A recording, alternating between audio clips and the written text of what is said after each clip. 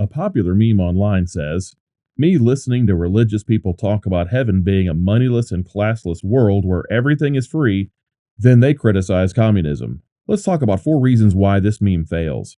First, Marx's theory speculates that people can create a classless, stateless society where money is obsolete. In theory, this seems great, except it really doesn't work in practice. In the Soviet Union, the government controlled most of the economy, but it never got rid of the Russian ruble. In China, the situation was similar. The government planned the economy, but they kept the yuan, and now China's most recent economic success has largely been driven by its gradual shift toward a market economy.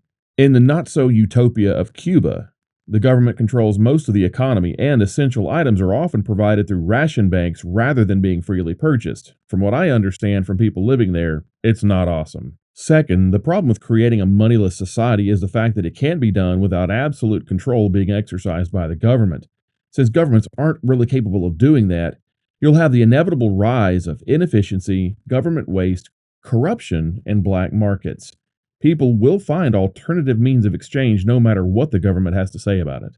Third, let's talk about a classless society. Marx did envision a classless society as the final stage of historical development. The problem is that he catastrophically underestimated human nature. People are naturally competitive. They're self-interested, and they have a desire for personal gain. These are universal qualities. Also, without personal incentives, people often lack the motivation to work hard or innovate. This has been one of the most pronounced problems for socialist and communist societies from the beginning. Marx also thought that a classless society would foster altruism.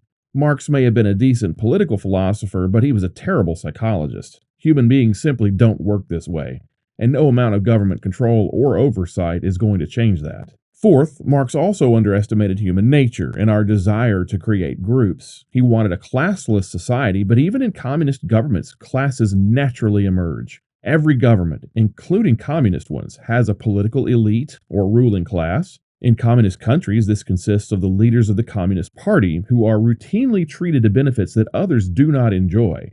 You also have people with technological skills, intellectual abilities, or other useful talents. And the ones that side with the ruling party are often favored by bureaucrats and given privileges others do not receive. Then you've got the differences between urban and rural workers. Some jobs are just more prestigious than others. And you've also got the security apparatus and military elite, those who enforce the rule of law and maintain the power of the ruling class and seek out any dissidents who disagree. They become a privileged class all their own. The idea of a moneyless, classless society simply isn't possible, and it really doesn't describe heaven in any way recognizable to anyone familiar with the biblical text. This meme is nothing more than a quick excursion to fantasy land.